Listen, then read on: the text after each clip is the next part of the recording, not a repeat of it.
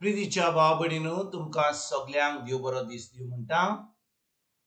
आयज सोमार आनी आयचें शिवर्तमान जावन आसा मातुवाचो 7वो विसवोर वोड 1 ते 5 पर्यंत.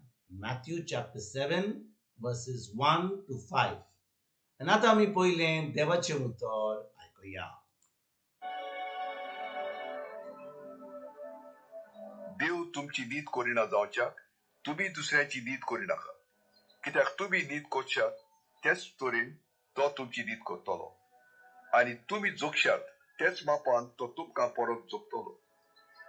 तुज्या पेल्याच्या दोळ्यांत आसा ते किसोर तूं कित्याक पडयताय, आणि तुज्या दोळ्यांत आसा ती पाटी तुका दिश्टी पडना. तुज्या दोळ्यांत एक पाटी आसतना तुज्या पेल्याक तुज्या दोळ्यांतले किसोर म्हाका काडूं दी अशें तुज्यान कशें म्हणूंक जाय? अरे दोंग्या, तुज्या दोळ्यांतली पाटी पयली काड, आणि मागीर तुज्या पेल्याच्या दोळ्यांतले किसोर काडूंक तुका निवड दिश्टी पडटले. प्रितीच्या भाव भयणीनो, आयच्या शिवर्तमानान जेजू आमकां कितें शिकोवन दिता? नीत आमी करूंक नाका म्हणून. दुसऱ्यांची नीत करपाक ह्या एक एकल्या मनशाची एक संय जाल्या आतां.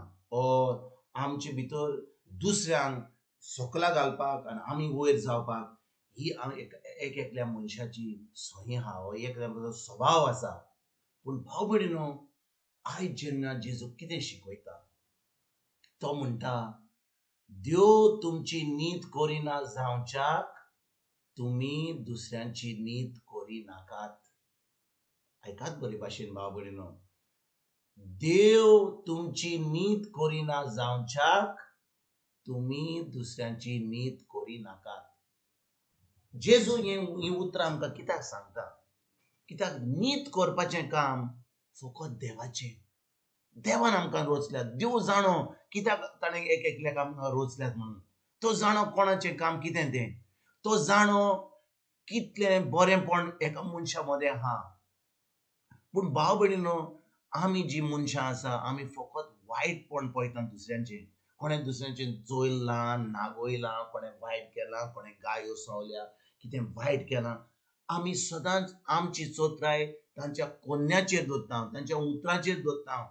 पूण भाव भयणीनो, एक एकल्या मनशा मदें देवान सगळ्यांक बरे भाशेन रोचल्यान, ताणें आपले भाशेन रोचल्यां, तांच्या स्वभाव भाशेन रोचल्यां. पूण ह्या संवसारान आसून कितले फाटी देंवचाराचे तायण येवन कितलें वायट जावन आतां मनशाचे स्वभाव बदलला. पूण जेजू आयज कितें म्हणटा? तो म्हणटा आमच्यान दुसऱ्यांची नीत करूंक जायना. तें काम फकत देवाचें. कित्याक सांगता तो? कित्याक तुमी नीत करशात तेच तरेन तो तुमची नीत करतलो. भाव भयणीनो, कितले फाटी आमी दुसऱ्यांची नीत करूंक सोदता.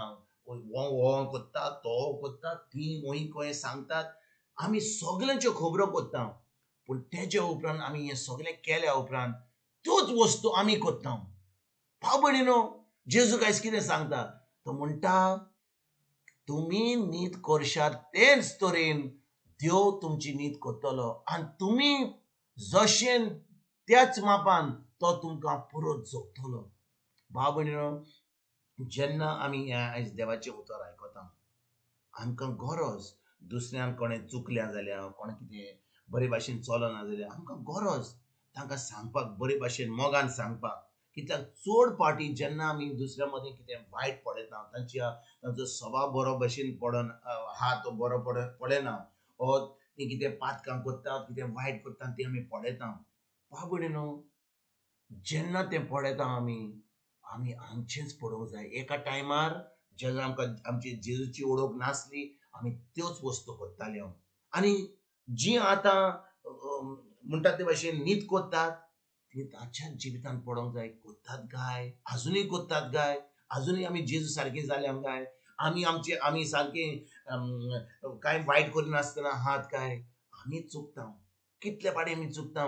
जेजूक ओकलोनूय आमी इतले फाटी आमी चुकता. देखून भाव भयणीनो, जेजू आयज सांगता, तो म्हणटा दुसऱ्यांची नीत करिनाकात. दुसऱ्या पळयनाकात आनी तांकां म्हणनाकात तुमी हें कोत्तात, तो हें कोत्तात.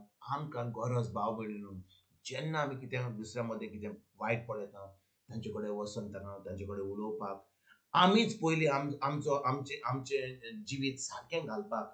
कितले पाटी आमी प्रेगाजरा भाशेन आमी थंयसर वेता आनी हांकां सांगता हें करूंक जाय, तोहें करूंक जाय, व्हडले शर्मां दिता आनी व्हडले आमी प्रेगाजरा भशेन दुसऱ्यांक सांगूंक सोदता.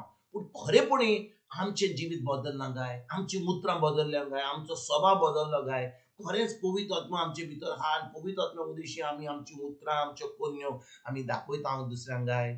आनी आयज भाव भयणीनो, आमी पयले पाटी दुसऱ्यांची नीत करचे पयलीं आमी आमच्याच जिवितान पळोवया, आमच्याच काळजान पळोवया, आमच्याच मनान पळोवया, आमची उतरां पळोवया, आमची कोन्यो पळोवया आनी आमी खरें जेजूस भाशेन आमी आमचें जिवीत सारतांव जाल्यार वय आमच्यान आतां दुसऱ्यांक सांगूंक जाय पळय जेजू वरवीं म्हजें जिवीत बदललें. आमची गोवायकी दुसऱ्यांक दिवंक जाता कितें जेजून घडलां आमच्या जिवितान आनी तेज्या उपरांत आमच्यान मोगान दुसऱ्यांक हाडूंक जाता. नाजाल्यार भाव भयणीनो, आमी फुडें वेता, आमी तेंच पातक कोत्ता आनी दुसऱ्यांक सांगता हें करूंक जाय, तें करूंक जाय. जेजू म्हणटा तुमी नीत करशात तेच तरेन तो आमचो नीत करतलो. आयज भाव भयणीनो, खरीच भाशेन ह्या उतराचेर आमी नियाळ करुया.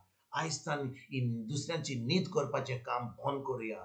आमी आमच्याच जिवितान पळोवया आनी हो बदलाव जो आसा आमी देवाचें उतर आमच्या काळजान रिगून धरून आमच्या मनाची नोरसळणी करून आयजतान आमी हें क्रिस्ती जिवीत जिवंक कोमेस करुया.